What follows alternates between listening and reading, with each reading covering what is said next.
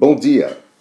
Vamos examinar agora um Chart Viewer que eu achei nesse site aqui, Extreme Presentation, que mostra de forma muito simples como você escolher tipos de gráficos dependendo dos seus objetivos. Aqui está o Chart Viewer. Eu peço que você pause o vídeo alguns minutos para você examinar o que tem aqui antes da gente iniciar a discussão. Pronto. Vamos iniciar aqui no meio com a pergunta: o que você quer fazer? O que você quer mostrar com seu gráfico? Você talvez queira comparar alternativas. Lembra que comparar significa eu quero verificar se há estatisticamente significância na diferença entre duas ou mais alternativas. Eu posso querer investigar ou mostrar relacionamentos entre variáveis. Eu quero talvez mostrar a distribuição de valores de uma amostra, de uma população. Ou talvez eu queira mostrar a composição, quebrar a composição dos meus dados em várias classes. Dependendo dessas quatro ou da resposta, a pergunta aqui no meio, você vai para uma das quatro direções no Chart Viewer. Vamos primeiro falar de comparação. Então, como você pode ver aqui, você pode fazer comparação entre itens, ou então comparação de um item, mas ao longo do tempo. Vamos começar aqui discutindo rapidamente este lado de cá. Se eu quiser fazer comparação entre itens, quais são minhas alternativas gráficas?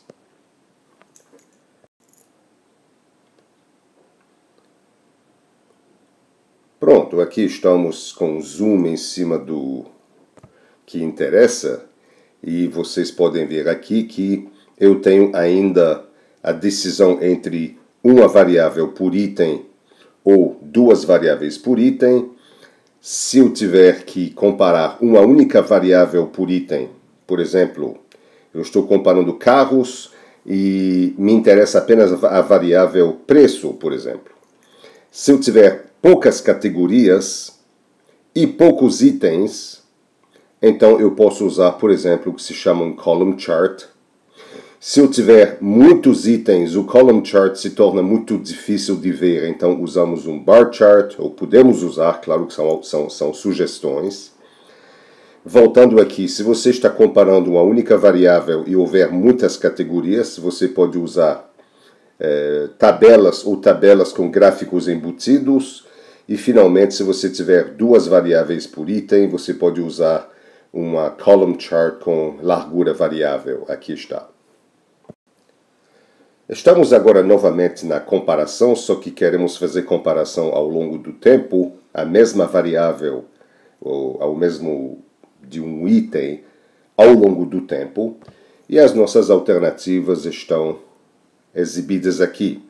Se eu tiver poucos períodos de tempo para comparação da minha variável e muitas categorias, eu posso usar um line chart.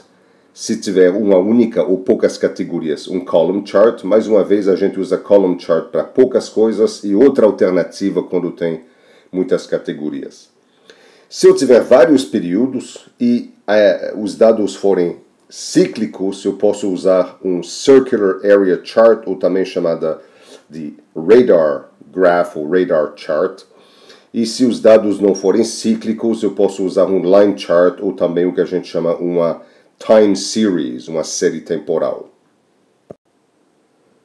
Vamos passar para relacionamento. Para exibir relacionamentos, dependendo de eu ter duas ou três variáveis, eu posso usar esses dois tipos de gráficos aqui. Para duas variáveis, eu uso um gráfico de dispersão, scatter chart ou scatter plot, uma variável em cada dimensão.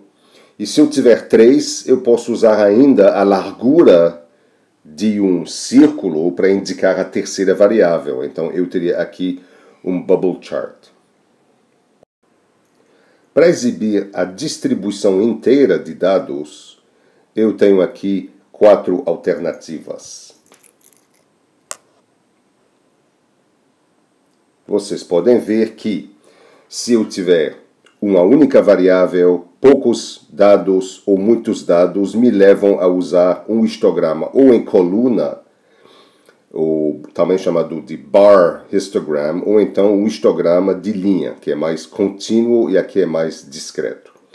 Para duas variáveis, eu posso mostrar a distribuição conjunta usando um scatter chart, um gráfico de dispersão, e se eu tiver três variáveis, uma area chart tridimensional.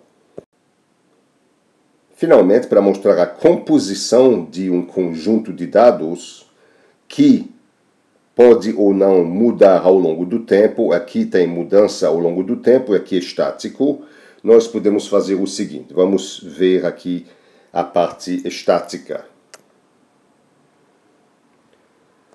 Então, você tem aqui várias formas, algumas que são bastante conhecidas, por exemplo, o pie chart aqui permite que eu diga qual é a composição de uma certa variável comparado com um total, ou obviamente posso colocar várias aqui. Eu posso usar para mostrar a acumulação ou subtração de um total, o que a gente chama um waterfall chart. E posso aqui, como você pode ver, explodir. Aqui você tem à esquerda uma composição de dividida em 4 classes. Meus dados foram divididos em 4 classes. E uma das classes, por exemplo, essa daqui, pode ser explodida para mostrar subclasses e assim recursivamente. A gente chama isso um stacked column chart com subcomponentes. Finalmente, quando os dados mudam ao longo do tempo, a composição, que pode estar variando agora, pode ser exibida das seguintes formas.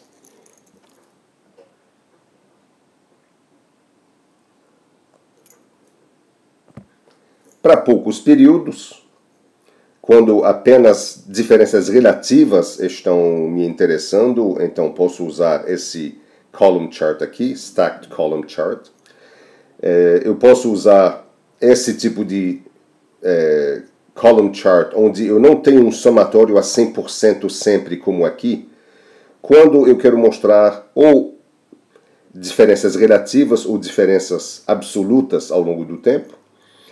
Eu posso usar um stacked area chart também de somando a 100% ou não somando a 100% para valores absolutos. E isso encerra nosso sobrevoo deste Chart Viewer. Formas de você escolher representações gráficas dependendo do seu objetivo. Muito obrigado.